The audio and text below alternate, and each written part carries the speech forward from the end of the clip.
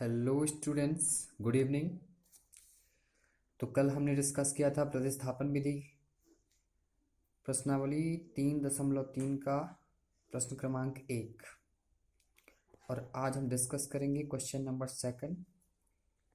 ये भी प्रतिस्थापन विधि से ही है। सेकंड क्वेश्चन भी फर्स्ट के जैसे है, बट थोड़ा सा इसमें चेंजेस हैं। इस पे जो इक्वेशन फर्स्ट है, s minus T is equal to 3, ये तो ठीक है।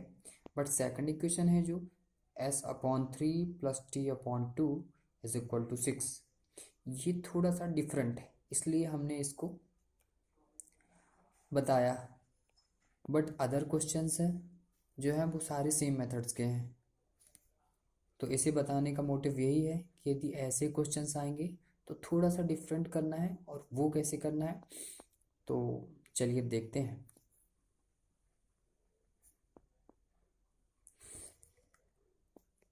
तो हम हैं प्रश्नावली 3.3 की प्रतिस्थापन विधि के क्वेश्चन नंबर 2 पे। क्वेश्चन नंबर 2 है s minus T is equal to 3, इसे समीकरण 1 नाम दे देंगे। दूसरा समीकरण है s/3 plus t/2 is equal to 6, इसको समीकरण 2 नाम दे देंगे। इसके बाद अब हमें चूंकि इस समीकरण को समीकरण 1 के जैसा सिंपल फॉर्मेट में बनाना है, इसलिए इसे थोड़ा सा हल करना पड़ेगा।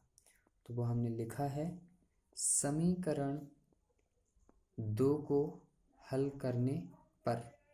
समीकरण 2 को हल करने की दो विधियां हैं। सबसे पहली विधि ये, तो सिंपली आप 3 और 2 का एलसीएम ले लो तो 6 आ जाएगा।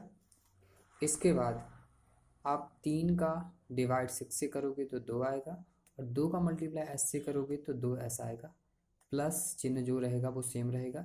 इसके बाद आप 2 का डिवाइड से फिर से वही प्रोसेस जो अभी अपन ने यहाँ पे की थी, 2 का डिवाइड यानी भाग 6 से करेंगे तो 3 आएगा, और 3 का मल्टीप्लाई यानी गुणा t से करेंगे तो 3t आ जाएगा। इज इक्वल टू 6 पहले से लिखा है।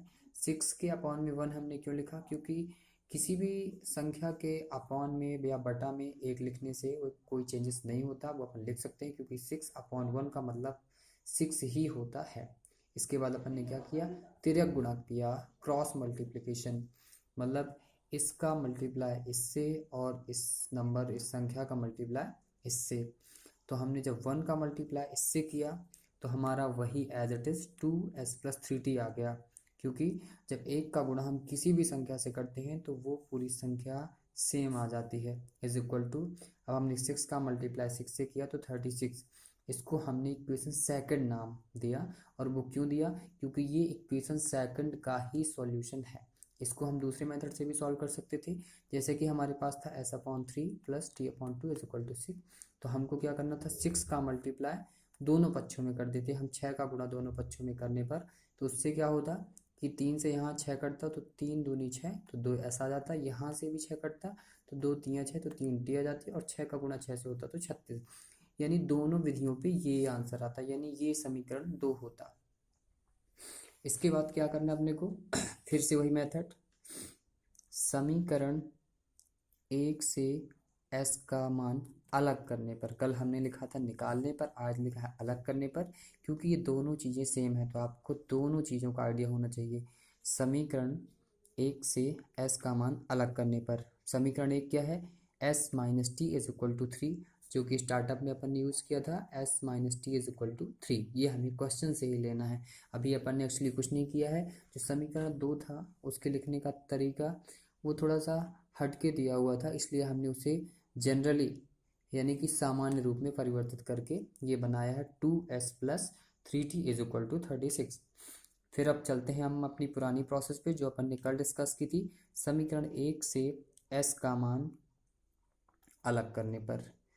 तो समीकरण 1 से s का मान अलग करना है, इसलिए हम सबसे पहले समीकरण 1 को नोट डाउन करेंगे, और वो है s minus T is equal to 3।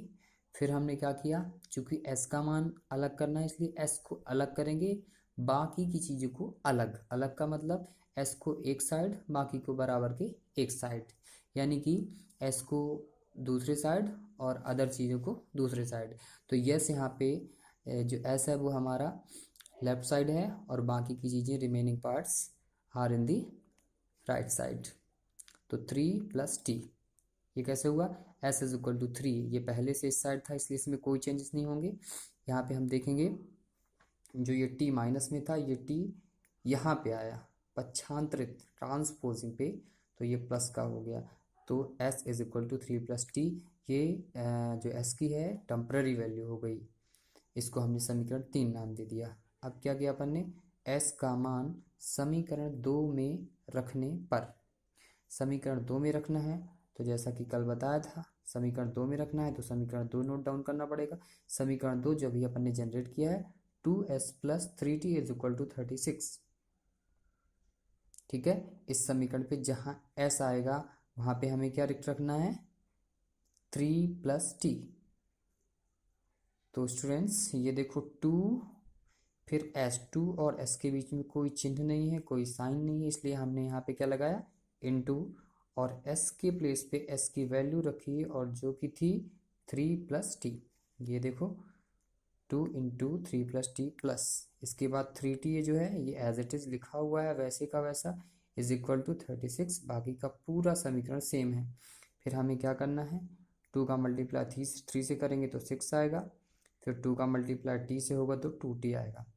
अब एक बात और, यदि किसी को ये भी डाउट हो सकता है कि सर आपने 2 का मल्टीप्लाई इन दोनों नंबर से ही क्यों किया, इससे क्यों नहीं किया, तो ये बहुत सिंपल है कि 2 का जो ब्रैकेट है वो यहाँ से यहाँ तक स्टार्ट होता है, यहाँ से स्टार्ट होता है और यहाँ फिनिश होता है, यानी एक लिमिट होती है ब्रैकेट कि हमें 2 का मल्टीप्लाई यहाँ से यहाँ तक ही करना है और आगे प्लस है तो वहाँ मल्टीप्लाई नहीं होगा।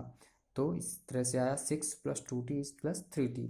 तो 6 प्लस, अब जो t और t है ये समान राशियां हैं, मतलब इसमें भी t है और इसमें भी t है, तो 2t और 3t ऐड होके हो जाएंगे 5t इज इक्वल टू 36। तो यहाँ पे हमें चूंकि t की वैल्यू ही फाइंड आउट करनी है इसलिए हमने क्या किया, 5t इज इक्वल टू 36। अब ये वाला जो 6 है इसको हम ट्रांसपोज यानी पक्षांतरित करेंगे तो ये माइनस का 6 हो जाएगा। तो हमारे पास 5t इज इक्वल टू 36 में 6 माइनस हुआ तो 30 आया।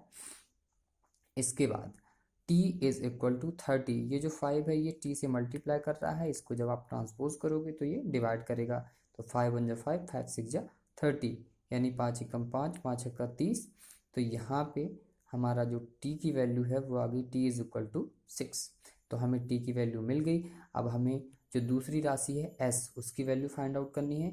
उसके लिए क्या करेंगे, उसके लिए t का मान समीकरण 3 में रखने पर, कल का जो हमने क्वेश्चन डिस्कस किया था उसमें हमने ये मान समीकरण 1 में रखा था और बताया भी था कि चाहे आप समीकरण 1 में रखो या 3 में रखो दोनों में आंसर सेम आते हैं। तो यहाँ पे s is equal to 3 + t, okay. ये समीकरण था कौन सा, समीकरण 3, ये यहाँ पे अपन ने फाइंड किया था, ये s - t is equal to 3, okay sorry s is equal to 3 + t। तो यहाँ पे हमने रखा s is equal to 3 + t, तो s is equal to 3 + t की वैल्यू हमने क्या फाइंड आउट की अभी 6, तो t के प्लेस में लिख दिया 6 और s इज इक्वल टू 3 + 6 यानी 9। तो फाइनली हमारी वैल्यू आ गई है, s is equal to 9 and t is equal to 6। तो फ्रेंड्स आपको एक इम्पॉर्टेंट बात बताना चाहूँगा कि प्रतिस्थापन विधि में अभी जो न्यूमेरिकल्स हैं वो है 1 2 3 4 5 6, जिसमें से फर्स्ट मैंने बताया है, सेकंड भी बता दिया, थर्ड फोर्थ ये सेम है। जो ये है ये इसके जैसा है, आप एलसीएम लेके इन दोनों को सॉल्व कर सकते हो। इसमें भी एलसीएम लेके सॉल्व करोगे तो ये सिंपल समीकरण में या इक्वेशन में चेंज हो जाएंगे। इसमें भी √2 को आपको हाईली नहीं लेना है, ईजिली कर लेना है, ऐसे ही आप करोगे। और यदि आपको नहीं आता है सॉल्यूशन उसका तो आप कमेंट सेक्शन पे बता सकते हो, मैं ज़रूर उसका सॉल्यूशन डालूंगा। उसके बाद वर्ड प्रॉब्लम वाले क्वेश्चन हम डिस्कस करेंगे, वो क्वेश्चन जो हमें इंपॉर्टेंट लगेंगे। और फ्रेंड्स एक बात और बहुत इंपॉर्टेंट है, बहुत सारे लोगों के रिव्यूज़ मुझे मिले हैं कि आप वीडियो में थोड़ा सा आपका फ़ोन हिलता है या कि अदर चीज़ें कुछ मतलब ज़्यादा ही मैनुअली करते हैं आप। तो मेरा फोकस, मेरा मोटिव है सिर्फ और सिर्फ आपको समझाना। हाउएवर मेरा फोकस फॉर्मेलिटीज़ पे नहीं है कि मैं कैमरा से करूं या कि कुछ कोई और चीज़ें अदर डिवाइसेस यूज़ करूं। बस मुझे आप ये बताओ कि कौन सी ऐसी चीज़ है जो आपको समझने में रोकती है, तो मैं उसे सुधारूंगा। और इसके बाद जितने भी क्वेश्चन होंगे हम आगे डिस्कस करेंगे। वीडियो में बने रहने के लिए धन्यवाद। Thank you, bye bye.